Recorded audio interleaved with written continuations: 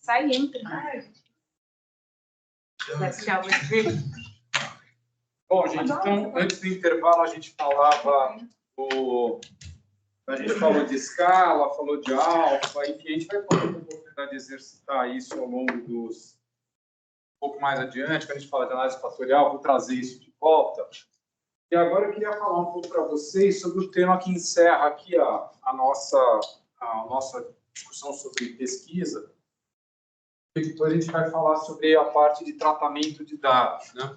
Então, a gente tem aqui na lousa, a gente está coletando os dados, aí depois a gente vai começar a fazer a parte de análise. Então, na hora que a gente coleta os dados, a gente precisa ter alguns cuidados. Ter erro numa pesquisa é absolutamente natural.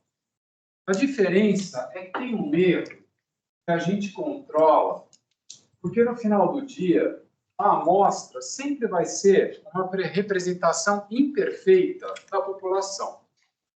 Então, a gente tem lá uma série de cuidados para fazer uma boa amostragem, para garantir a aleatoriedade dos respondentes. E se a gente não consegue fazer isso, a gente sabe que tem riscos outros associados. Então, tem toda uma série de cuidados. Só que tem um componente de erros que ficaram cobertos aqui, eu vou tirar e voltar aqui. Tem outros erros que não são amostrais. E esses são de difícil controle. Não tem controle para isso. Aqui eu controlo. Fazendo uma boa amostragem, reconhecendo lá, usando parâmetros, medindo parâmetros, fazendo testes para verificar se as coisas estão de acordo com o que a gente esperava. Só que tem erros não amostrais. Que são erros que decorrem do processo de pesquisa, não do processo de amostra. E que tem erros de resposta e erros de não resposta.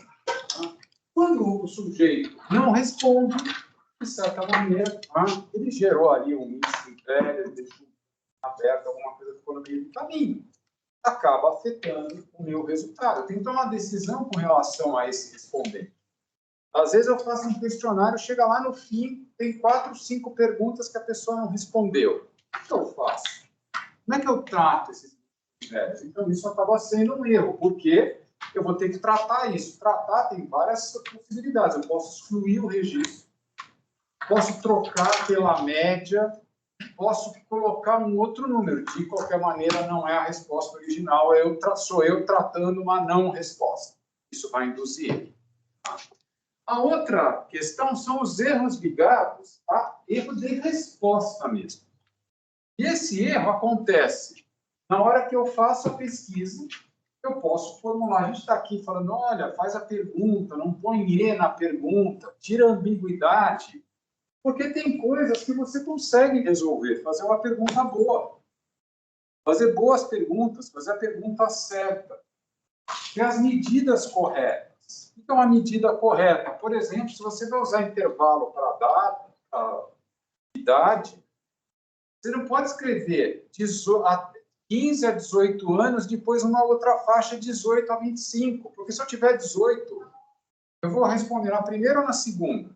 E aí eu vou ter um erro de medida, porque você não fez a sua tarefa, que é fazer uma pergunta adequada à medida.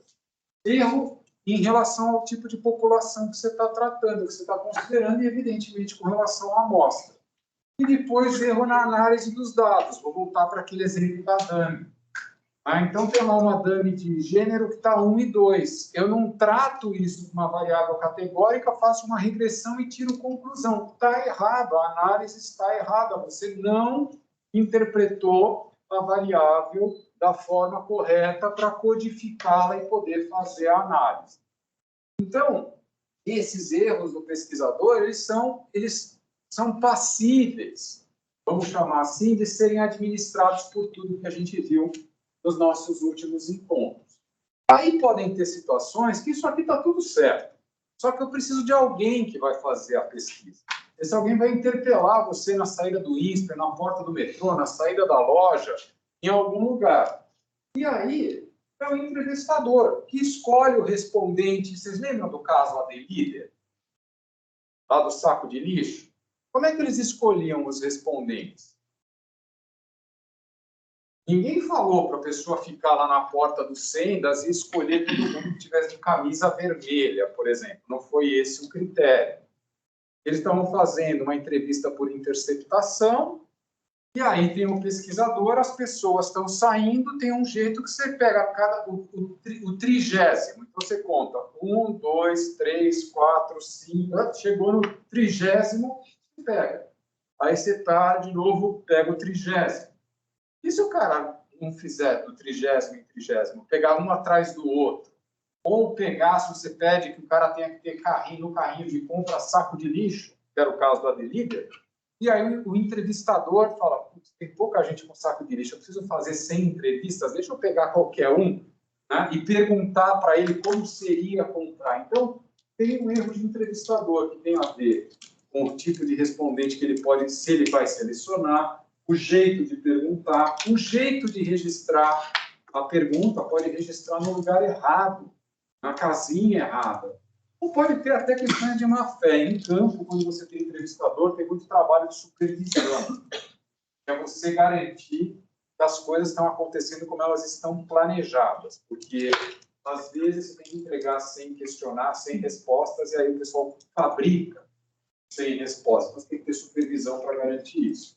E tem erro do próprio respondente. Você faz a pergunta e o cara não sabe responder. É diferente do que acontece aqui na sala. Quando eu faço a pergunta, eu tenho certeza que quem está em casa, vocês aqui sabem responder. Então, pode ser timidez, né? Ou pode ser falta de vontade. Mas não é que vocês não saibam. Agora, numa pesquisa, dependendo do jeito que eu pergunto, dependendo do assunto, eu posso escolher um respondente com todos os critérios, que é um bom instrumento, só que dei azar, aquela pessoa não tem como responder. Então, eu preciso tomar cuidado com relação a isso. Outros cuidados que eu preciso tomar. Primeiro, é a tal da síndrome da técnica favorita. Então, ao longo do seu programa, do seu curso, dos seus estudos, você aprende um monte de coisa. Aí tem uma técnica lá que você achou super legal. A partir de agora, todos os problemas que você vai resolver, você vai querer usar daquele jeito.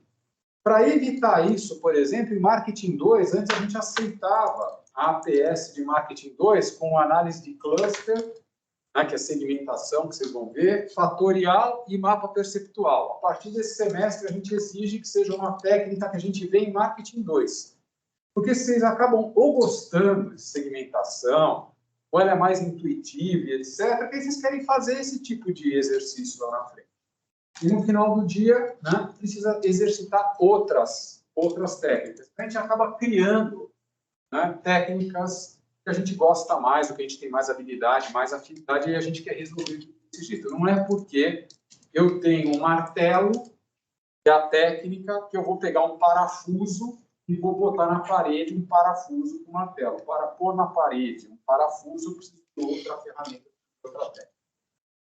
Outro aspecto importante é o que eu chamo de tomografia do banco de dados. Você pega um banco de dados, aí você roda todos os gráficos que cabem no banco de dados, todas as tabelas de duplicada, combina todas as variáveis. E aí você tem um monte de informação. E a pergunta é: você vai fazer o quê com aquilo? Quando a gente foi falar de pesquisa, a primeira frase é: começa com o resultado em mente. Então, explora os dados, faz as combinações dessas informações, mas não precisa fazer todas as combinações, faça aquelas que são relevantes para as hipóteses que você está investigando. Ah, mas ao longo da análise desse tipo, eu descobri uma outra hipótese. Beleza, então inclui. Mas não é porque é possível. Você chega no status e fala assim, ou em outro software qualquer, calcula a média de todas as variáveis. Aí você bota um tabelão desse tamanho, com média, inclusive do identificador do respondente, do CPF, do sujeito. Tem coisa que absolutamente não faz o mínimo de sentido. Então, você precisa cuidar disso. Às vezes, tem questões que não dá para pesquisar. Dessa forma, com o survey não dá. E aí vai uma imagem mais de caráter qualitativo. Você tem um problema mercadológico mal definido. Né? Qual é o problema? Por isso que a gente vem enfatizando que o aspecto mais crítico do processo de pesquisa é a definição do problema. Se você não tiver o problema bem delimitado, o problema bem resolvido, você corre o risco de coletar um monte de informação, tratar um monte de dados e não chegar em lugar nenhum. Finalmente, né, a pesquisa por motivação política. Aqui a motivação política não é no sentido de política como a gente vê nos aspectos aí do mundo de Brasília.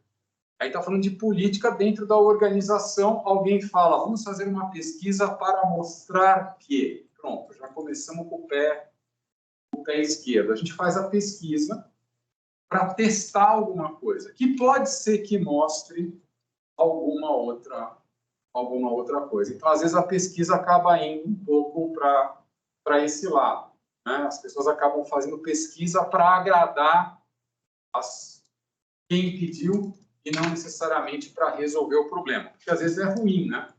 Tem uma empresa que acredita numa determinada coisa e você chega com uma pesquisa e fala assim, olha, não era bem isso que a gente estava imaginando. Olha, você acha que seu cliente está super satisfeito? Não é isso que está aparecendo aqui. Então, a gente também precisa tomar as precauções na hora que a gente vai trabalhar com as pesquisas e evitar que a motivação para as pesquisas seja por caráter político. Muito bem. Alguma dúvida nessa parte final para encerrar esse tema de pesquisa? Eu vou entrar agora um pouco. Tá bom, tem a pesquisa, coletei os dados. O que eu faço com ele? Como é que eu apresento esses dados? Daí falar um pouco sobre estatísticas descritivas, testes de hipótese e voltar para o WSS. Não? O que acontece é que cada tipo de variável enseja um jeito, né? Medidas diferentes para reportar. Por exemplo, variáveis categóricas. Que tipo de representação eu posso usar? Que tipo de grandeza? Como é que eu reporto o resultado de uma pesquisa considerando que ela possa ter variáveis categóricas? O que eu apresento em cima desses dados? Que tipo de informação eu posso gerar, por exemplo, com relação ao gênero dos respondentes? Uma média, por exemplo? Proporção? Proporção, exatamente. Frequência, proporção. E não média. Ainda que, em algumas situações, quando você tem duas categorias, a média vai na relação da proporção. Então, é simples. Mas eu posso ter 3, posso ter 4, posso ter 5, aí a coisa fica mais complicada. Então, nesse sentido, quando eu tenho zeros e uns, por exemplo, eu posso pegar e tirar uma média, né? Tenho duas categorias e aí aquilo equivale à proporção. Não é recomendado, não é o mais correto. O mais correto é você reportar a proporção e não a média, depois você traduz para a proporção. Então, categorias nominais e ordinais, eu trabalho mais com proporção. Nas variáveis contínuas e nas intervalares, onde eu posso aí ter outras medidas de posição, média, moda, mediana, eu posso também ter medidas de dispersão. Posso ter o intervalo, posso ter desvio padrão, posso ter a distância interpartídica, enfim, tem um monte de coisas que vocês já viram em estatística, etc. E é só para a gente lembrar, né, de adequar, vamos chamar assim, o reporte ao tipo de variável. Então, se eu for pegar gênero, por exemplo, eu vou pegar proporção, frequência relativa, frequência absoluta. São as típicas informações que eu utilizo. No ordinal, também, eu posso ter, né, reportar por frequência qual a quantidade de pessoas que, né, reportaram que aquele fator era o primeiro, aquele outro era o segundo. E aí eu posso fazer uma proporção, que pode ser também a frequência absoluta e a frequência relativa, e posso, inclusive, fazer uma frequência acumulada, no caso do outro. E as variáveis nominais e ordinais, normalmente, elas se prestam para a gente fazer gráficos dessa natureza, né? Aqui com valores absolutos e aqui com valores relativos. Então, essas são formas da gente apresentar. E quando a gente fala de medidas, das medidas de caráter métrico, vale para as intervalares e para a escala razão, aí eu posso usar diversas medidas de posição e diversas medidas de dispersão. como a gente mencionou anteriormente. O que eu quero retomar um pouco com vocês é o tema de teste de hipótese. Teste de hipótese também é uma outra ferramenta que a gente pode utilizar na análise descritiva dos dados. Porque, às vezes, você quer saber, por exemplo, se o grau de satisfação... Vou dar um exemplo que eu estava usando com a turma A. Né? Tem um problema que esse negócio aqui está vivo. Deixa eu só tirar ele daqui para não... O que acontece? A turma B, que são vocês, eu dou a aula na sequência. Então, quando eu venho dar aula para vocês, eu sei de algumas coisas que não funcionaram na primeira aula. E aí, eu posso ter uma hipótese, né, que eu quero testar, é que vocês têm uma percepção de que eu cometo menos enganos aqui do que a turma A. Vamos chamar esse o problema. Então, nesse caso, eu preciso ter uma medida, né, para saber qual é a quantidade de enganos ou a percepção, não sei como eu vou medir isso, e comparar um número com outro. Só quando sai um número seco, aqui o número deu 1,5, e lá deu 1,3, matematicamente, numericamente, esses números são diferentes. Porém, estatisticamente, eles podem não ser, porque vai depender da dispersão desses dados, vai depender da variância desses dados. Então, muitas vezes, quando eu olho duas médias, do ponto de vista científico, do ponto de vista da precisão, eu olho para os dois números, eu posso achar algumas coisas. Eu posso, eventualmente, depois, com determinado nível de significância, afirmar coisas. Então, olhando os dois números, isso não é suficiente para eu tomar a decisão. O que não quer dizer que, na prática, as pessoas façam isso nas organizações, as pessoas não façam isso. O que a gente está explicando é a maneira mais adequada de fazer. Então, vamos imaginar esse problema que a gente tem aqui, que é uma empresa, ela deseja entender, ela tem, para fazer uma propaganda na internet de calçados esportivos, ela tem duas opções, dois caminhos criativos, que a gente chama. Bom, o que eles têm lá de caminho criativo, o caminho criativo em si não importa. O que importa é que ele tem essas duas opções. Tá? Como é que a gente poderia responder essa pergunta? Qual dos caminhos criativos, né, vão ter dois, qual deles é o caminho criativo que, eventualmente, é melhor para a empresa? O que vocês sugerem? Como é que a gente poderia pesquisar isso? Como é que a gente poderia entender esse problema? Poderia ser dois preços diferentes, poderia ser dois produtos diferentes, duas coisas. Vou comparar duas coisas. Eu quero fazer teste de hipótese.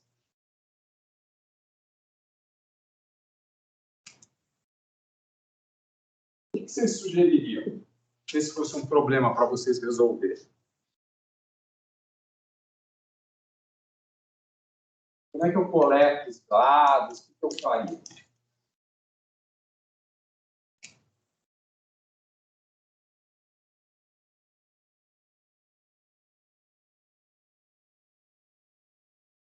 Já dei uma dica, né? Falei da turma A e da turma B. Estou medindo, né? Tem uma aula e tem outra aula. Essa aula é diferente da anterior, ainda que seja a mesma estrutura, seja o mesmo programa. Nesse caso, o que eu poderia fazer? Eu apresento essas opções para alguém avaliar. Eu estou querendo saber, né, qual que eu quero desenvolver. Eu vou tentar ver, dentre o meu público-alvo, qual que é o mais interessante. Tinha levantado a mão? Seria que nem o vídeo da Pepsi, que ela pega pessoas e pega a Pepsi, a pessoa toma e fala, gosto mais da Pepsi. Análogo, de uma maneira parecida. Aqui o que eu faria? Eu tenho a população de interesse. Obrigado, estão vendo o que na tela agora? Você. Eu, beleza, então tá certo. Eu tenho a população de interesse, eu vou lá e tiro uma amostra. Essa amostra tem umas pessoas. Aí eu pego essa pessoa, né, ou essas pessoas, e submeto a este estímulo. Eu mostro para ela, eu falo, escuta, entre esse e esse, o que você acha melhor? Dá uma nota, eu posso fazer variado, como a gente falou de escala, né? Escolhe entre os dois. Mas nesse caso, me interessa se ele deu uma nota para cada um desses comerciais. Aí o que eu vou fazer? Eu pedi para ele avaliar, eu tenho uma amostra de N indivíduos, eu vou transformar isso numa média do comercial 1, numa média do comercial 2. Aí eu chego à conclusão que essa nota aqui, o efeito de raciocínio, é 5,7 e essa aqui é 5,0. Conclusão eu posso tirar disso?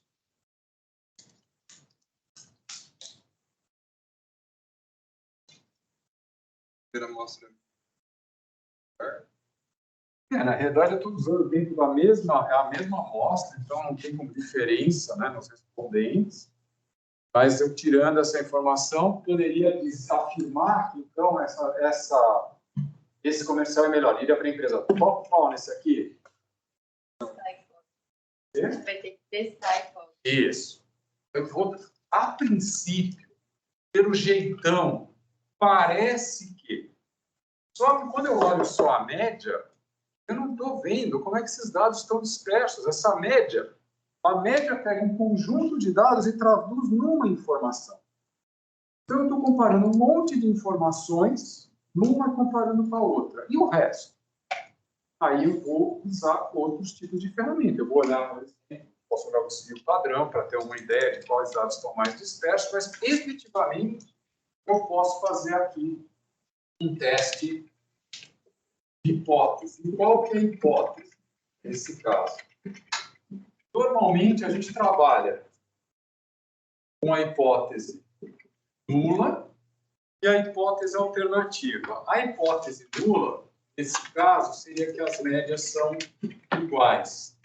E a hipótese alternativa é que as médias são diferentes. Depois eu posso, inclusive, descobrir qual média que é diferente, porque uma pode ser maior, porque tá bom, é diferente, mas se o número é muito perto, um é maior que o outro. Eu poderia fazer um outro teste. E a gente está falando de teste de hipótese de maneira geral, porque o jeito de interpretar ou de executar um teste de hipótese é muito parecido. O que muda é o tipo de teste, o que muda é qual é a estatística que você está usando. De novo, vai depender do tipo de problema que você está querendo resolver. Nesse caso em particular, voltando agora para o nosso slide. Vou projetar mais uma vez. E aí,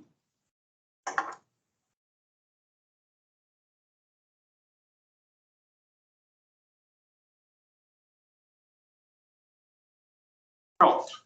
Agora, voltando aqui, né, os conceitos principais de teste de hipótese. O primeiro desses conceitos, né, que a gente já falou rapidamente, é a ideia da hipótese. Tem um outro tema chamado significância, p-valor e depois a decisão. Certo? O que significa cada uma dessas coisas? Primeiro, a hipótese. Normalmente, a hipótese nula, por convenção, deve conter igualdade, deve ser aquela ideia, né, de que tudo fica normal, não tem o efeito que você está investigando. Portanto, a hipótese alternativa é onde eu escrevo o efeito que eu estou querendo mensurar. Então, eu estou dizendo, por exemplo, promoções afetam vendas. Nesse caso, a hipótese alternativa aqui é: existe diferença entre a resposta para cada caminho criativo. Evidentemente, a hipótese nula é promoções não afetam vendas. Aqui outro exemplo, a satisfação dos clientes varia por segmento. A hipótese nula, o status quo, o que não acontece o efeito é a satisfação dos clientes não varia por segmento. E um teste de hipótese que vocês fazem com frequência, né? Quando vocês rodam uma regressão que vocês já rodaram em outras disciplinas, aí você vai lá na coluna do p-valor, você compara aquele p-valor com o nível de significância, e aí você tira a variável. Se o p-valor que sair ali for maior que o nível de significância que você determinou, o que você está dizendo? Aquela variável não faz parte da regressão. Ela não é relevante para explicar, ou ela não tem efeito sobre a variável dependente que eu estou estudando. A hipótese que eu estou testando na realidade, quando eu faço isso para uma regressão, é se o coeficiente é zero. É isso que eu estou testando. Ou seja, se o coeficiente é zero, a variável pode assumir o valor que ela quiser. Ou seja, ela não devia estar na regressão. Então, é esse o teste que a gente faz para a regressão. É um outro tipo de teste. A hipótese nula, né, em relação à alternativa, para fazer essa inferência, eu vou pegar a amostra e essa hipótese que eu estou fazendo é com relação à população. E eu não vou fazer com a população inteira, porque tem certas situações em que eu não consigo. É economicamente inviável fazer com a população inteira, às vezes até tecnicamente inviável. Eu vou fazer uma amostragem para testar se o fósforo funciona. Se eu testar a população inteira, eu não tenho fósforo para vender. Então, eu preciso trabalhar com o conceito de amostragem. E como é que funciona isso? Eu faço essa inferência que, a partir da amostra, eu vou tentar entender a população. Ou seja, eu não vou provar H0. Eu vou admitir que existem evidências para rejeitar H0. E, por essa razão, eu acabo aceitando H1, que é o efeito que eu estou querendo testar. Na prática, eu verifico o p-valor e o nível de significância, e aí eu tomo a decisão em função da maneira como eu redigi as hipóteses. Agora, a gente falou que tem erro. A gente falou que o modelo é uma representação imperfeita da população. A amostra é uma representação imperfeita da população. Então, tem chance da gente rejeitar a hipótese H0 e falar, não, as médias são diferentes. Só que as médias são iguais, por conta do tal do erro tipo 1. Então, a gente trabalha com um conceito de significância que é mais ou menos intuitivamente, para arrepio do pessoal de métodos quantitativos, o que eu vou dizer agora, é meio que a chance, é o risco que eu quero correr de tomar a decisão errada. Então, tá bom, eu quero correr 5% de chance. Então, eu vou usar como nível de significância 5% de chance. 5% de chance de estar errado. Aí eu vou pegar o p-valor, que sai da amostra e depende, ele é calculado pelos softwares estatísticos a partir do tipo de teste que eu vou fazer. Eu vou fazer um teste de diferença de média, podia ser um teste de diferença de variância, podia ser um teste de diferença de proporção, poderia ser o teste que eu quisesse. E eu vou comparar esse p-valor com, no caso de médias, eu uso a estatística t-student. Eu uso essa estatística, eu vou lá e comparo o p-valor com o t. Em função dele ser maior ou menor que o nível de significância, que eu vou fazer a opção pelas hipóteses. Então, qual que é a decisão? Se o p-valor é menor que o nível de significância, o que significa? O que significa isso, na realidade? Como é que eu traduzo isso?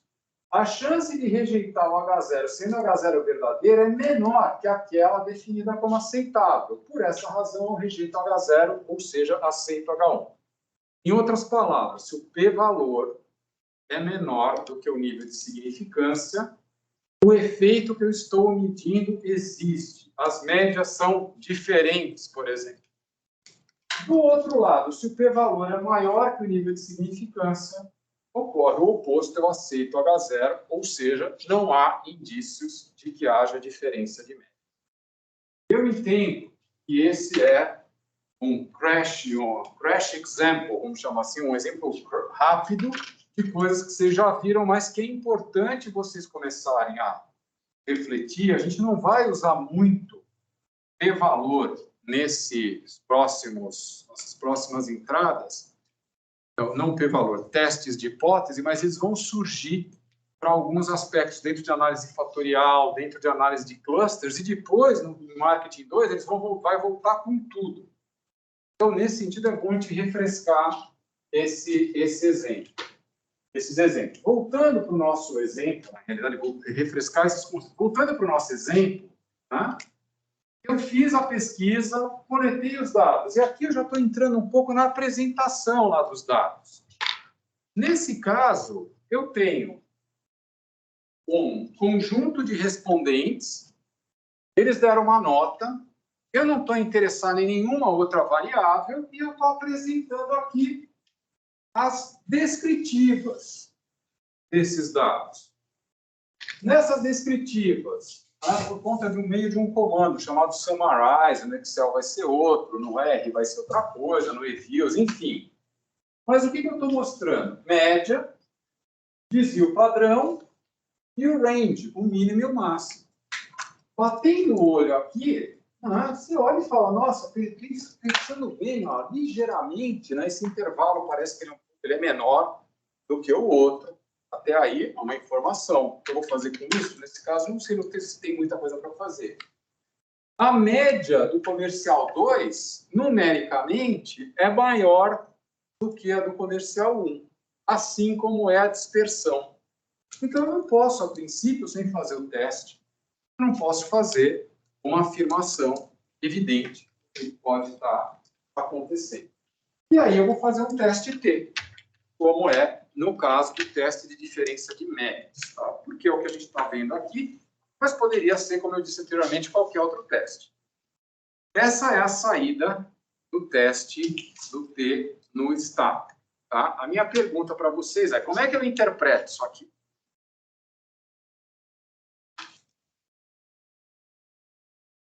Vale para quem está em casa também, que deve estar vendo sua tela enorme na frente. Eu olho aqui, afinal, onde está o P-valor, onde está o H0? O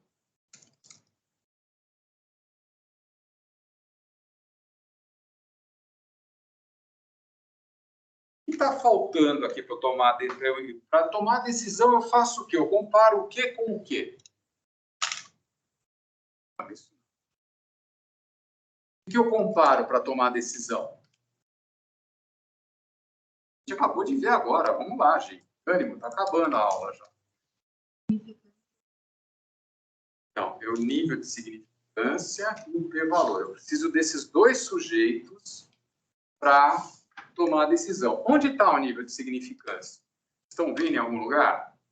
Ele é dado. Então, ele é dado você que está definindo, não é o risco. Que risco você quer correr? É 1%? É 5%? É 10%? É 20%?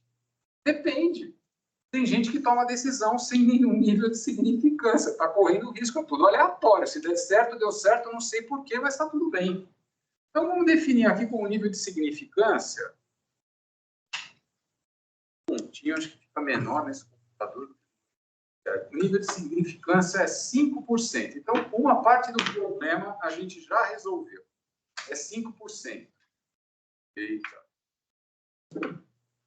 As coisas têm vontade própria, é complicado. E o p-valor, aonde vocês acham que está?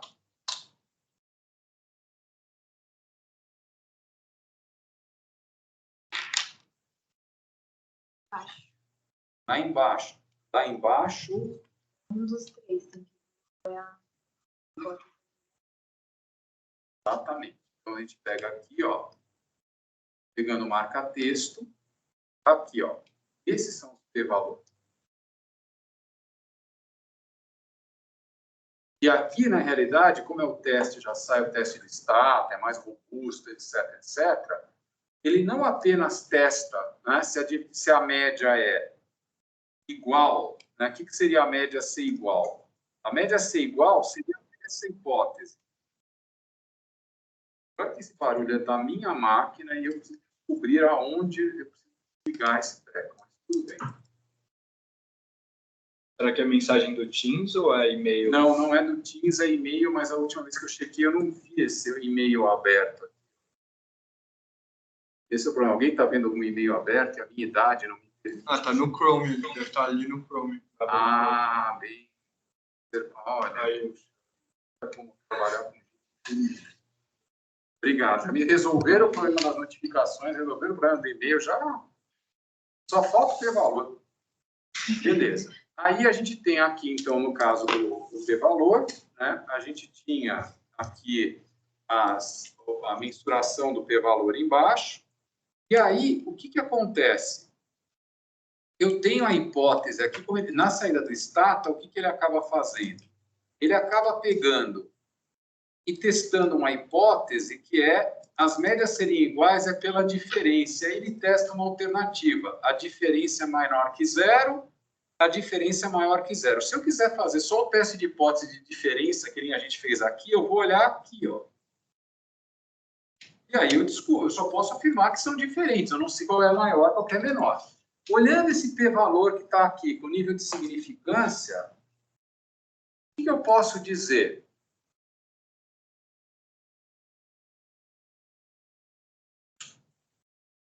Há indícios de que as médias sejam iguais. Eu não tenho como aceitar a hipótese H1. A hipótese H1 não se aplica nesse caso, por conta do teste que a gente fez aqui. Então, apesar dos números serem diferentes, eu não são tão diferentes quanto aqueles, a gente tem essa constatação. As médias são iguais. Aí, se elas tivessem sido diferentes, eu poderia descobrir, por meio desses outros testes, qual delas é maior. E aí eu poderia afirmar categoricamente para a empresa, dizer, ó, usa tal comercial. Esse aí parece que tem melhor resposta. E se a gente tivesse 3 opções, o que a gente poderia fazer? Não são 2, são 3 agora. O que vocês sugeririam?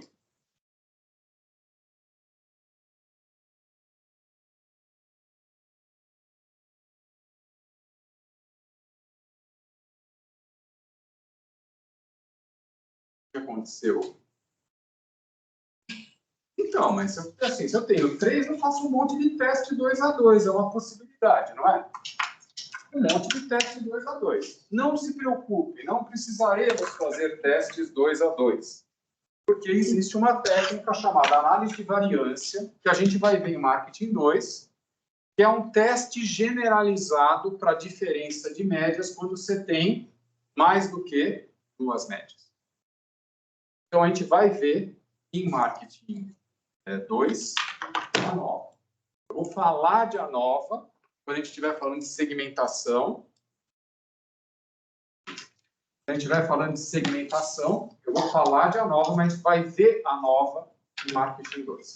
Tá? Algumas de vocês vão ver comigo, outros vão ver com o professor Barra. Então, em linhas gerais, isso é uma revisão rápida de teste de hipótese, é uma revisão rápida sobre as análises descritivas, e só agora no finalzinho, depois na aula que vem eu vou retomar no início aqui, vamos falar rapidamente sobre algumas informações. Eu quero mostrar o WSS, e aí no início da aula que vem, a gente vai fazer o uso, né, dos dados para aquelas perguntas que eu coloquei no Blackboard. Não que você tenha que responder aquelas perguntas, mas é que na verdade eu coloquei aquelas que são aquelas que eu vou usar. Vocês podem ter, na hora que fizeram a análise, ou leram um caso, escreveram lá a sua interpretação conforme a gente tinha combinado. Essa WSS, ela faz o quê? O que ela faz? Qual que é o negócio dessa empresa? Empresa de software. É de softwares. Empresa de softwares, porque tem software de tudo que é jeito, para vários tipos de segmentos, certo? Então, elas atendem vários segmentos. Então, tem diferentes produtos e atende diferentes segmentos. Tem alguma outra coisa que eles fazem diferente? Tem alguma outra dimensão em que os negócios se distribuem de forma diferente? Ou é só software e segmento? Eles têm mais alguma outra dimensão? Pode entrar customização aí? Não sei. Não, customização seria uma prestação de serviço, por exemplo. Mas eles estão discutindo... O upgrade de softwares que eles fazem depois? Então, aí a gente pode colocar. Eles vendem software, depois eles vendem serviços, dos mais diversos. São serviços de manutenção e serviços, né, para upgrade, atualização, que eu vou chamar. Tá? Existe alguma discussão interna, por exemplo, se alguma geografia está indo melhor que a outra? Porque tem países, né? Eles atuam em países, certo? Aí o que acaba acontecendo? Por que eu estou trazendo essas dimensões? Muitas vezes nas organizações você tem gente que atua com um produto diferente, gente que atua em segmentos diferentes, gente que atua em geografias diferentes, só que o orçamento é um só. O orçamento, o dinheiro que entra na empresa é um só. E aí eu preciso alocar esse orçamento. E uma das discussões que tem no próprio caso é eu aloco o orçamento de vendas de acordo com alguns critérios. E nessa hora, quem pode mais chora menos, a menos que vocês estejam lá e tenham feito marketing 1, marketing 2 e mais um monte de métodos quantitativos e falar, não, peraí, que nem a pessoa lá que é PhD e não sei o quê, né? E vai lá e faz o seguinte, não, me dá uma amostra de 1000 transações, né? E por que 1000? Bom, porque ela fez essa amostra de 1000, podia ter feito um monte de coisas. E a partir dessas 1000 transações eu vou tentar responder algumas perguntas dela. Esses dados aqui, eles são primários ou secundários?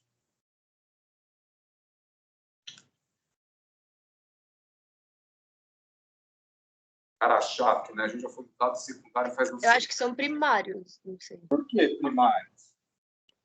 Porque é da própria, é do próprio sistema da empresa. Secundários. Mas por que é secundário? E agora temos uma tensão aqui. Que a empresa tinha esses dados, mas não foi coletado justamente para essa. Exata, essa é a diferença de dado primário. O dado primário, mesmo sendo da própria empresa, você vai coletá-los. Eventualmente, eu poderia criar um novo banco de dados, pegando um pedaço ali, um pedaço aqui. Nesse caso, eu fui lá no sistema de venda e puxei um pedaço. Então, esse dado, conceitualmente, ele é secundário. Ele foi coletado por um outro propósito, para os sistemas transacionais da empresa. No entanto, eu vou dar um novo uso para ele, mas o dado é secundário. Eu posso pegar um dado secundário e olhar ele de outro jeito. Posso pegar a pesquisa do IBGE, pegar a POF, pegar a PNAD contínua, pegar a RAIS. Aqui a gente tem um monte de gente que pesquisa, por exemplo, dados desse tipo, e usa esses dados e dá um novo olhar para eles. Então, esses dados são dados secundários. Muito bem. E vejam que lá no sistema da empresa tem um monte de variáveis. Tem variável categórica, tem variável razão, tem variável nominal. Aqui é uma variável nominal, aqui é uma variável que ela é nominal, mas no final do dia ela se traduz numa variável categórica, porque a variável categórica é mais ampla, porque não tem a ordinal. Uma variável categórica ela pode ser nominal ou ordinal. A gente tem variáveis aqui categóricas nominais. Assim como a gente tem variáveis métricas, razão. Por quê? É venda, é lucro, tem aqui um percentual de lucro, tem aqui a proporção que eles estão entrando no bid, então vai ter um zero absoluto, começa com 0. Tem uma medida de força do segmento, que deve ter um indicador lá que varia de 0 a não sei quanto. E aí eu começo. Qual é a primeira coisa que eu vou fazer para esses dados? Só para eu sair feliz. Vamos lá. Qual é a primeira coisa que eu vou fazer com os dados? Essa é a chance que vocês têm de estragar o meu final de semana ou de fazer feliz. Pessoas idosas como eu vão ter fins de semana felizes. Você vai fazer a apuração e depois testar eles. Eu vou fazer o quê? Apuração e depois testar eles. Apuração? O que seria apuração? É que, se eu não me engano, ele fala isso no texto, que tem que, tipo, tirar uns dados corrompidos, assim, quando a resposta não foi completa, ou... Porque eles coletam pelo Oracle, né? E aí ele pode não preencher um campo. Eu estou feliz, não estou extremamente feliz. O que mais? O que me tornaria extremamente feliz? Tem que fazer o tratamento, sabe? Eu vou tratar os dados, eu vou fazer análises descritivas, seja para identificar se tem problema, seja para tratar os dados. Então, antes de eu sair fazendo teste de não sei o quê, e fazer a regressão, fatorial e o diabo, eu vou olhar para os dados e falar assim, tá certo isso, tem problema? E aí eu faço análises descritivas, das mais diversas. E aqui eu fiz algumas, tá? E eu vou voltar nesse slide na aula que vem, mas só para mostrar para vocês algumas coisas que acontecem. Esse comando do Stata chama mdesk. O que ele faz? Ele vê exatamente se não ficou nenhum buraco nos dados, porque às vezes veio do sistema, veio estragado, tem algum problema. Então, eu rodo um mdesk, ele mostra, ó, tem missing velho, tem algum campo que está perdido, que não tem campo, porque se tiver, antes de eu fazer qualquer coisa, eu tenho que tratar, eu tenho que tomar uma decisão, eu tiro o registro fora, eu ponho alguma coisa no lugar, e aí, na hora que eu ponho alguma coisa no lugar, eu tiro o registro fora, vai lá para o erro, que é o erro não amostral. E aqui, é o que é mais interessante, quando eu faço uma estatística básica, eu pego o mínimo e máximo, apareceu um negativo ali. Na variável lucro, peraí, eu faço lá uma estatística, eu vejo, na média é 1 ponto não sei quanto, o desvio padrão é tal, pera, mas tem prejuízo.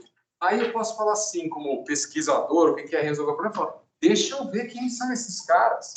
Será que é um produto? Será que é uma geografia?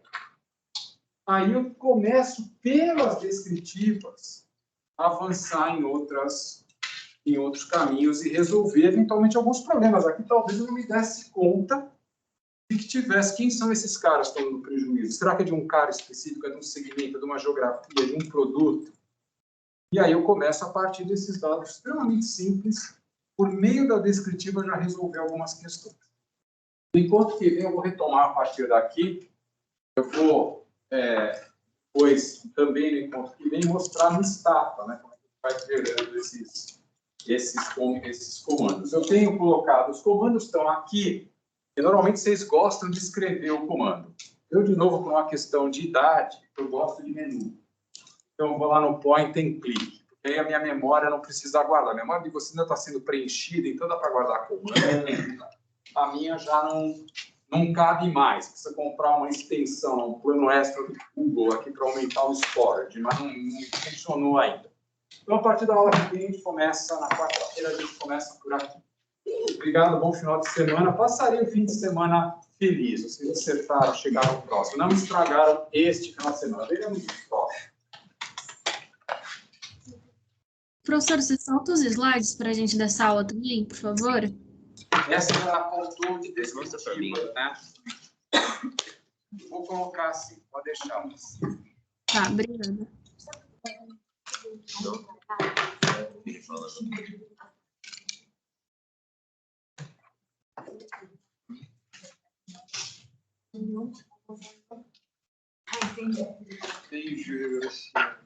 A gente pode chegar e falar, desculpa, tem compromisso. Vai ter falado, mais específico. Essa ideia é, a gente vai montar tudo disponível. Essa é a sua ideia.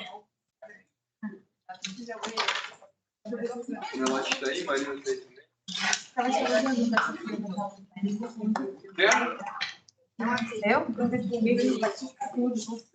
Parte legal. Eu iria participar de um dicionário. Só mais um dia. Mas não gosto de Você sabe como é caminhar sobre a ilha Dilma, HK, o de Israel, ladrão, e papel. Você iria? Eu nem ia muito como é que tá. Qual é outro? Fazer a minha estatística. Você vai Se pá, é bom a gente descer para encontrar o Edu. Tá bom, rapidinho. Eu acho. Eu tenho tipo a minha pessoal. Ela tem essa colocar assim, aí a parte APF completamente diferente. Ela vai ter isso, mas ela vai ter a parte Depois você me explica essas coisas que eu tenho. a mídia assistiu, né? Então, E a partir dessa saída, Cadê? Pensou nisso aqui, vai interpretar. Eu tô nesse hora 12h40. Uma abordagem um pouco diferente. Tem aspectos conceituais, 1h. mas tem aspectos 1h então, fechado. Eu morro de fome essa noite. nesse sentido. Mas eu não sei Que se que tinha na minha Algumas coisas ajudam a gente a falar em aula, outras são pegar diferente. mas tem alguma construção, esse é um negócio mais clínico, eu entendi. Vai rolar, Mas eu vai acho ser que mais- esse B é bem problemático. A única coisa que eu tô olhando não me mostra, não sei porquê. O que eu sugiro é assim, Que gostou de que quando eu Já tiver um desenho tal, Então, você nesse se caso, uma concentre identidade na análise da dos saída seriam. das interpretações que Por exemplo, porque na sabe o PF, slide? não é só na PF, na real, você vai precisar, para ela Aí, ser capaz de você interpretar os resultados para faz essa um desenho. acaba dando não só na PF, mas nas aulas que a gente vai Entendi. tá bom? Eu acho que muito vai do espaço que você está vendendo, por exemplo. Se é um negócio mais convivência, não sei o quê, eu acho que usar um pouco mais de cor faria mais sentido. E tu gosta? Se eu não fosse usar esse, eu usaria um. Seria